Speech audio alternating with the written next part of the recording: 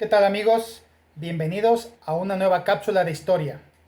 El día de hoy vamos a hablar de un tema controvertido pero muy importante en la historia de México, que es el Tribunal del Santo Oficio de la Inquisición.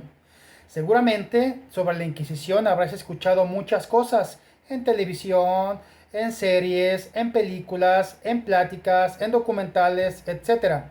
Pero te aseguro que la mayor parte de la información que conoces sobre ella está basada en la historia oficial o en lo que se ha llamado la leyenda negra contra España. ¿Sí? Aquí vamos a conocer un poquito de qué es esa leyenda negra y vas a conocer otros datos que no sabías sobre la Inquisición. Para hablar de la Inquisición en México, primero tenemos que hablar de cómo la Inquisición se forma en España, porque de España nos llega a México. Quiero que te sitúes en el año de 1492, cuando los reyes Isabel y Fernando, con su matrimonio, unifican los reinos de Aragón y de Castilla, y entonces logran expulsar de Granada al último bastión otomano que se encontraba ahí. No olvides que los otomanos habían invadido Europa y también incluso alguna parte de Asia y del Medio Oriente, y entonces España había estado dominada por ellos durante muchos siglos. Cuando en 1492 los reyes Isabel y Fernando logran expulsar a los últimos que quedaban, España se empieza a convertir en una potencia mundial. Por eso, en ese mismo año de 1492, la reina Isabel apoya económicamente a Cristóbal Colón para que haga un viaje alrededor del mundo y de esta manera pueda encontrar una ruta comercial nueva para llegar a la India, la tierra de las especias. Y número dos, que esa misma ruta comercial también sirviera como ruta militar para continuar en la lucha contra el Imperio Otomano. También en ese mismo año de 1492 el Papa Sixto IV les va a autorizar a los reyes españoles que funden la Inquisición en España. Se ha dicho a través de la historia que la reina Isabel era antijudía y que por eso fundó la Inquisición para perseguir judíos, cosa que es totalmente falsa. Tan falsa que la reina Isabel era una gran humanista que protegía a todos sus vasallos, a todos sus súbditos, porque ella estaba convencida que tenían una alta dignidad por el simple hecho de ser personas. Y hablando del tema de los judíos, hay una carta que la reina Isabel le escribió el 6 de septiembre de 1477 a la comunidad judía de Sevilla, en la que les dice muchas cosas, pero quiero leerte este pequeño párrafo que ilustra lo que te acabo de decir. Les dice la reina Isabel: tomo bajo mi protección a los judíos de las aljamas en general y a cada uno en particular, así como a sus personas y sus bienes. Les protejo contra cualquier ataque, sea de la naturaleza que sea. Prohíbo que se les ataque, mate o hiera. Prohíbo asimismo que se adopte una actitud pasiva si se les ataca, mata o hiere. Más claro ni el agua, ¿verdad? Sin embargo, este tema, pues de que se le acusa de ser antijudía, cosa que era falsa, como te digo, fue porque los reyes católicos alrededor de 1492 se van a enterar que muchos judíos se habían convertido falsamente al cristianismo, se habían hecho bautizar como cristianos, pero en secreto seguían practicando la ley judía, y más aún, lo más grave, que se encontraban muchos de ellos aliados con los enemigos de España para abrirles las puertas del Imperio Español y fueran nuevamente atacados. Por eso incluso en 1492 la reina Isabel hace un edicto en donde les pide a los judíos conversos que se habían bautizado al cristianismo, pues que se definieran si eran judíos o cristianos. Si eran judíos, que se quedaran como judíos, públicos, practicantes de la ley de Moisés sin ningún problema. Pero que si eran judaizantes, o sea, falsos conversos, pues que mejor se fueran de España. ¿Sí? Bueno, la Inquisición llega a México a través de los conquistadores españoles durante la colonia. ¿Qué fue la Santa Inquisición? La Santa Inquisición fue un tribunal eclesiástico dedicado a la supresión de la herejía, o sea, integrado por personas de la Iglesia para evitar que se cometiera herejía, que se difundieran ideas contrarias a la fe cristiana. ¿Qué más era la Inquisición? Bueno, era un tribunal que investigaba. Inquisición significa investigación. La Inquisición investigaba, indagaba, reunía pruebas, preguntaba, investigaba. ¿De acuerdo? La Inquisición no ejecutaba, la Inquisición investigaba. Y hubo inquisición episcopal, que estaba a cargo de los obispos. También hubo inquisición papal, que estaba a cargo del papa. Y también hubo inquisición española, que es la que estamos hablando ahora porque es la que llegó a México. Pero déjame decirte que la Inquisición no era solamente para los reinos y para la Iglesia Católica. Era para, en ese momento de la historia, todas las naciones la utilizaban. Así, por ejemplo, Inglaterra y otros países que no eran católicos, otras naciones que no eran católicas, también tenían su propia Inquisición, aunque no fueran católicas. ¿Por qué? Porque era un instrumento para investigar. ¿De acuerdo? Y bueno, contra la Inquisición española se ha creado algo llamado leyenda negra. La leyenda negra la podemos resumir en esto, en una campaña de desprestigio en contra de España, de la España católica y de sus obras. Quien acuñó o quien inventó este concepto de leyenda negra fue Julián Juderías y Loyot a mediados del siglo XX. Él era historiador, era politólogo, era filósofo, era sociólogo y además políglota. Hablaba muchos idiomas.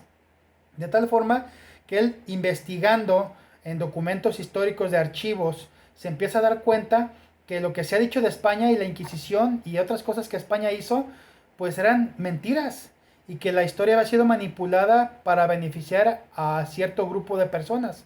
De tal forma que entonces nace lo que era la leyenda negra, y lo que ahora tú conoces mayoritariamente sobre la Inquisición es en base a lo que la leyenda negra ha difundido, calumnias en contra de la España católica y sus obras.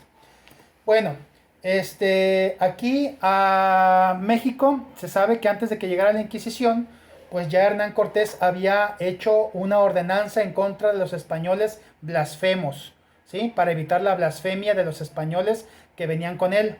Y también está documentado el caso de Nuño Beltrán de Guzmán, que cuando estuvo en el reino de Michoacán tomó preso al Calzóncin, Tangaxuán II, lo enjuició por idolatría y lo mató de una manera muy sanguinaria, cosa que le costó que fuera llamado a España, que fuera enjuiciado, que fuera encontrado culpable de su delito y que se quedara allá en España sin poder volver a México, purgando ya su condena. Se ha hablado mucho de los medios o de los instrumentos de tortura que usaba la Inquisición. Seguramente has ido a museos que tienen instrumentos de tortura. Seguramente has visto en películas, has visto en imágenes, en internet, etcétera. Pero déjame decirte que esos instrumentos de tortura no eran exclusivos de la Inquisición, ni de la Inquisición española, ni de la Inquisición pontificia. Eran instrumentos de tortura que se usaban en ese momento de la historia en todas las naciones. Así como en la actualidad a algunos delincuentes en unos países se les aplica una inyección letal para matarlos, o se les pone la silla eléctrica, o se les fusilaba, o se les decapitaba, o la ley fuga. Bueno, eran aplicación de la ley de acuerdo a esa época de la historia. En este caso, los medios de tortura que usaba la Inquisición y todas las naciones era lo que se acostumbraba en la época. Ojo, no estoy diciendo que estoy de acuerdo con que se torture a las personas, porque tienen una alta dignidad. Sin embargo, es importante decir que para analizar la historia y comprender el hecho histórico, tenemos que pensar y ver con ojos de la historia, de ese momento. No podemos juzgar la historia con ojos del presente. Ok, continuamos. Pues bien, ¿qué delitos investigaba la Inquisición aquí en México? Investigaba la herejía, a todas aquellas personas que estuvieran enseñando, propagando cosas contrarias al dogma cristiano, ¿sí? Número 2, investigaba la idolatría, a las personas que rindieran culto a dioses que no fueran los que el cristianismo enseña, la Santísima Trinidad, la Virgen María, etcétera, etcétera. Debo decirte que los indígenas estaban exentos de ser juzgados y de ser investigados por la Inquisición. Porque puedes decir, bueno, entonces a lo mejor ellos adoraban a otros dioses. Sí, muchos indígenas, sobre todo indígenas ya adultos, mayores, ancianos, muchos no se convirtieron al cristianismo. Y muchos de ellos fueron encontrados de manera oculta allá en cavernas, rindiéndole culto a sus dioses prehispánicos. Pero no eran investigados por la Inquisición, eran llamados, eran tratados de convencer, de adoctrinarlos a la religión católica. Muchos indígenas adultos no se convirtieron mayoritariamente los niños y los jóvenes, o los adultos jóvenes también, ¿de acuerdo? Entonces, aunque la Inquisición investigaba la idolatría, a los indígenas no podía seguirles proceso, porque estaban protegidos por las leyes de Indias hechas por la reina Isabel la Católica. También la Inquisición investigaba la magia y la hechicería, que fue traída sobre todo a México con los esclavos africanos. También investigaba el delito de bigamia. La bigamia es cuando una persona casada, hombre o mujer, tiene además otras parejas sentimentales. Y investigaba también a los judaizantes, que como ya te dije, no es que los investigaba solamente por ser judíos o los procesaba por ser judíos, no. Solamente aquellos que se convertían falsamente al cristianismo y conspiraban contra el Estado. Bueno, la Inquisición ejecutaba a los culpables, que encontraba culpables de alguno de estos delitos. No. La Inquisición, como dije hace rato, solamente inquiría, investigaba, reunía pruebas, indagaba. Imagínate en esa época como en la actualidad. Hay gente que solamente por celos, por envidias o por cualquier otra cosa acusa a personas de delitos que no ha cometido. ¿Tú crees que en esta época de la colonia no hubo personas que acusaron a alguien de ser bígamo, que acusaron a alguien de practicar la magia o la hechicería, que acusaron a alguien de ser idólatra, que acusaron a alguien de andar diciendo herejías, que acusaron a alguien de judaizante? Y sin embargo el Tribunal del Santo Oficio de la Inquisición pues no podía decir, pues de acuerdo, es culpable, tenía que investigar. O sea, era una institución muy seria de investigación. Y vamos a ver cuáles eran las penas y los castigos para las personas que resultaban culpables. Tú has pensado siempre por la leyenda negra que la Inquisición se la pasaba mandando gente a la hoguera, cosa que es totalmente falsa. Había todo un procedimiento. Una vez que se agotaba el proceso de investigación, de reunir pruebas, de interrogar personas, etcétera, etcétera, que podía tardar mucho tiempo, luego venía, si resultaba culpable una persona, pues venían los autos de fe. Un auto de fe era una ceremonia grande, pública, que se hacía en las plazas públicas de las ciudades, en donde los que se encontraban culpables de alguno de los delitos que te mencioné, ahí se manifestaban arrepentidos y se proponían no volver a cometer ese delito. Y esto podía ocurrir hasta 3 veces. O sea, una misma persona podía ser encontrada 3 veces culpable de un delito y se daban 3 oportunidades de arrepentimiento en los autos de fe, ¿sí? O sea, la Inquisición no buscaba acabar con la gente, no estaba buscando castigarla por castigarla, ¿sí? Era una institución muy seria y también con principios humanos. ¿Qué pasaba, por ejemplo, con los judíos que reincidían en los judaizantes, perdón, no en los judíos, en los judaizantes, en los falsos conversos que reincidían, que decían, sí, sí es cierto, soy falso converso, pero voy a seguir como cristiano, aunque le daban la opción, o te quedas como cristiano o como judío, pero defínete. No, me quedo como cristiano. Bueno, a esos que también reincidían, los obligaban a portar un San Benito, que era un distintivo que fuera tipo camiseta o tipo mandil, o a veces un gorro o mandil y gorro, o un distintivo aquí a la altura del pecho que los identificaba como judaizantes, como falsos conversos, como personas que se decían muy piadosas, pertenecientes a la Iglesia Católica, pero que no lo eran. Y lo más grave, que se les había encontrado por ahí difundiendo la religión que no era la del Estado, la religión judía, y además aliados con enemigos del Imperio Español. Bueno, si todo esto no funcionaba, todavía venía otra oportunidad y entonces se quemaban en esfinge. O sea, no se quemaba al reo, no se quemaba al culpable. Se quemaba una especie de monigote como piñata, para que me entiendas, del tamaño de la persona. Era como una representación del condenado o del acusado o del culpable. Y se le quemaba en un auto público, ¿sí? En una plaza.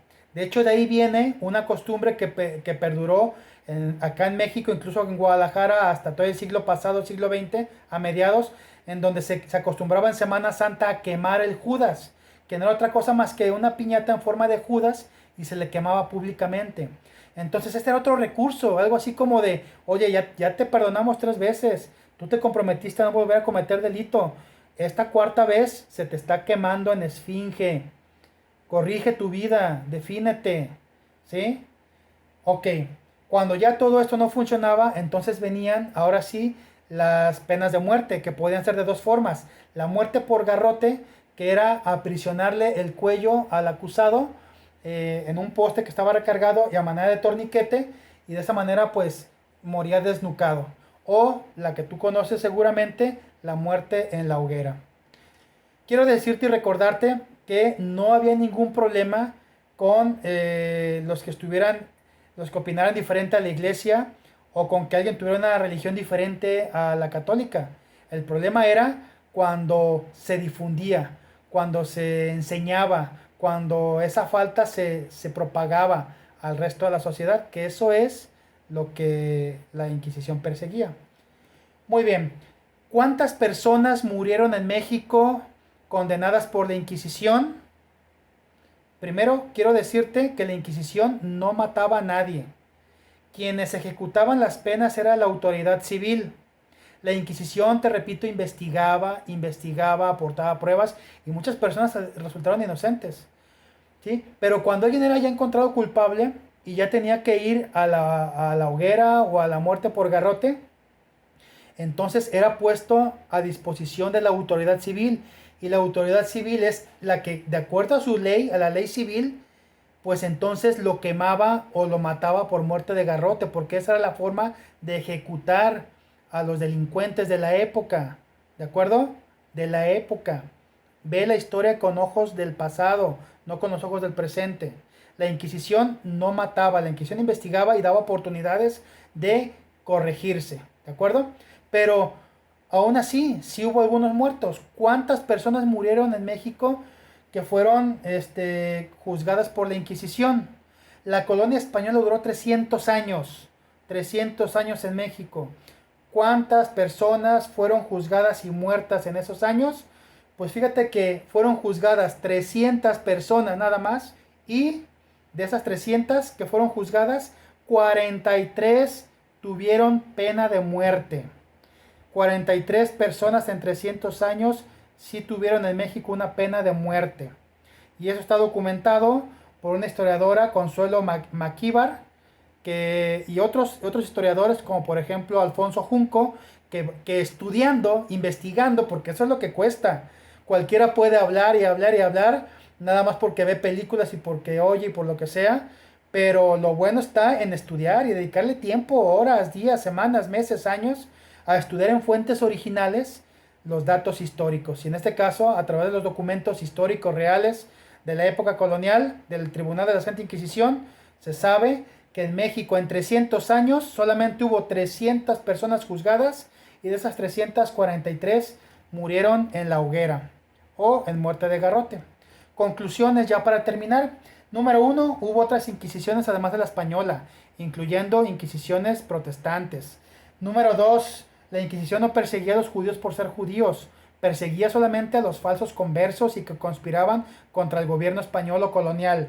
Número 3, los indios estaban exentos de ser procesados por la Inquisición. Número 4, la Inquisición no mataba personas, la Inquisición investigaba e incluso les daba la oportunidad de arrepentimiento. Y número 5, la leyenda negra contra España, pues es la causante de que ahora se desconozcan muchas cosas reales de lo que en verdad fue la Inquisición española. Espero que te haya servido esta cápsula histórica, que le des like, que la recomiendes y que estés pues atento para que en una próxima cápsula histórica volvamos a tener contacto.